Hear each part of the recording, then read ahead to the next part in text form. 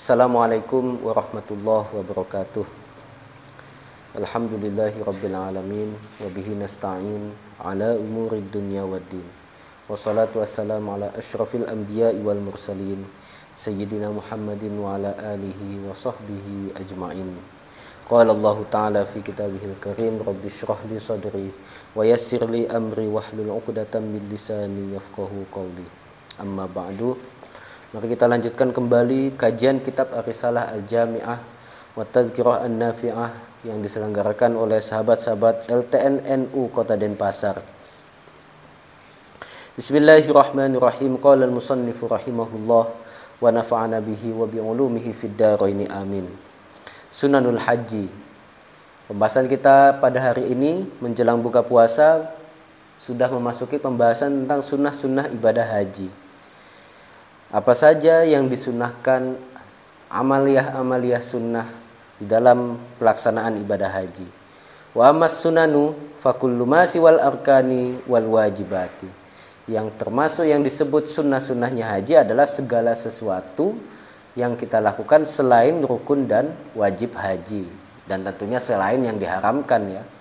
Seperti apa misalnya? Jadi tidak disebutkan di dalam kitab ini karena ini kitab matan. Jadi seperti apa contohnya, misalnya membaca talbiyah, labbaik Allahumma labbaik, labbaik la syarika laka labbaik, dan seterusnya. Kemudian apalagi misalnya melaksanakan tawaf kudum, melaksanakan sholat 2 rakaat tawaf misalnya, dan lain sebagainya ya itu, dan lain sebagainya. Dalam kitab lain misalnya disunahkan juga termasuk melakukan yang namanya haji ifrad. Dalam pelaksanaan ibadah haji itu ada 3 macam tata cara pelaksanaannya. Ada yang disebut dengan haji ifrad, haji tamattu, dan haji qiran. Haji ifrad adalah aktivitas melakukan haji terlebih dahulu kemudian umroh. Sementara haji tamattu adalah melaksanakan umroh terlebih dahulu kemudian haji. Sementara haji qiran adalah membarengkan pelaksanaan ibadah haji dan umroh. Nah, sementara bagi masyarakat Indonesia, jamaah haji Indonesia itu yang dilakukan adalah ibadah haji tamattu. Jadi haji yang model tamattu yang dilakukan karena ya sesuai analisa kebijakan dari Kementerian Agama Republik Indonesia, jadi disesuaikan dengan kemampuan fisik dari jamaah haji Indonesia. Jadi dirasa lebih mampu, lebih ideal jika mereka melaksanakan ibadah haji dengan model tamattu. Jadi umroh terlebih dahulu, kemudian melaksanakan haji. Faman taraka ruknan lam yasihha hajjuhu. Nah, selanjutnya ini kita akan mengetahui sebenarnya apa perbedaan antara rukun, wajib, dan sunnah. Kalau sunnah dengan rukun dan wajib kan sudah jelas perbedaannya. Yang satunya sunnah, yang satunya wajib. Nah, ini ada rukun, ada wajib. Ada rukun, ada wajib. Ini 2 hal ini sama-sama wajib, tapi sebenarnya titik perbedaannya apa? Faman taraka ruknan lam yasihha hajjuhu wala yahillu min ihramihi hatta ya'tiya bihi wala yajburuhu damun wala ghairuhu wa salasatun minal arkani la tafutuhu madama hayyan wa hiya tawafu wa sa'i wal halqu. Jadi kalau rukun itu perbedaannya, spesifikasinya, karakteristiknya, jika ada rukun yang ditinggalkan, salah satu rukun saja dia tinggalkan, maka hajinya dinyatakan tidak sah.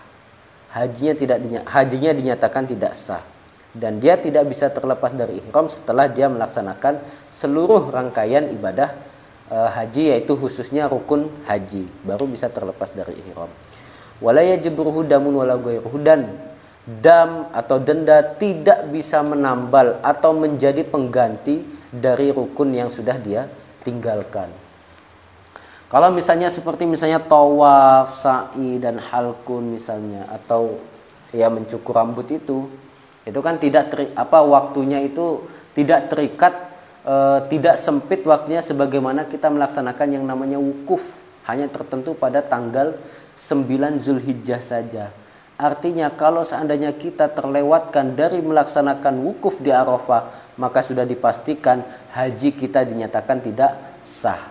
Ketika hajinya tidak sah, maka ya harus diulang lagi hajinya. Ngulangnya kapan? Ya tahun depan, itu pun kalau sempat. Karena sekarang waiting listnya itu sangat panjang sekali, nggih, sahabat-sahabat sekalian.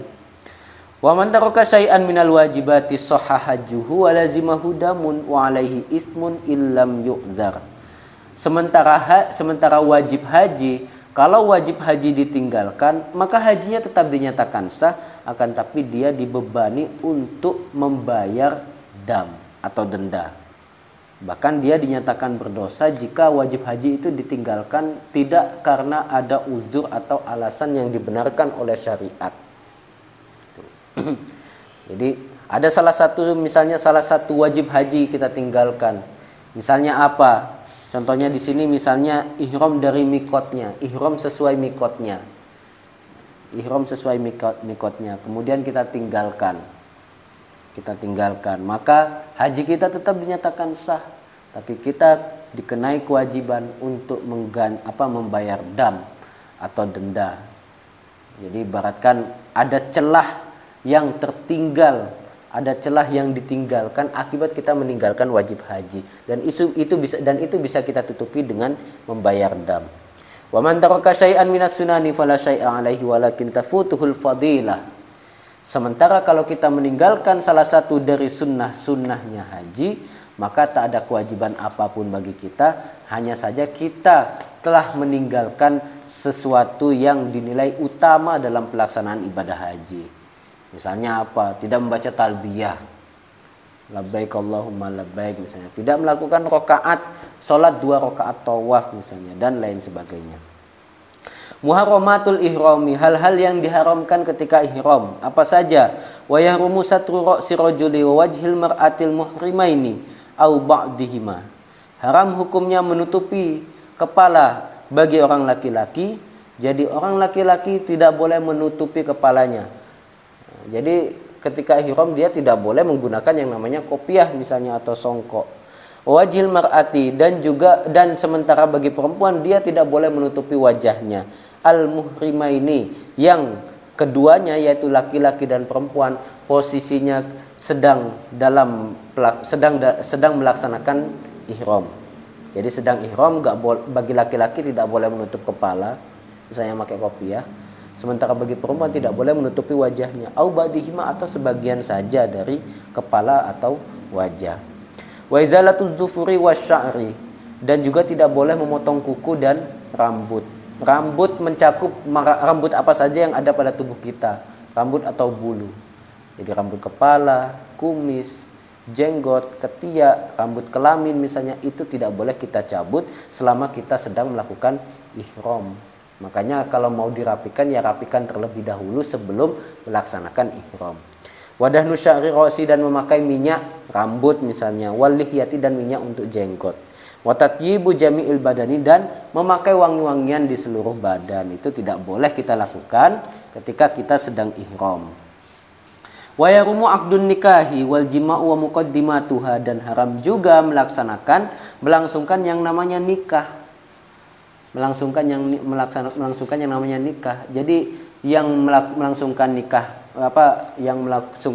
itu juga dinyatakan melanggar ihram.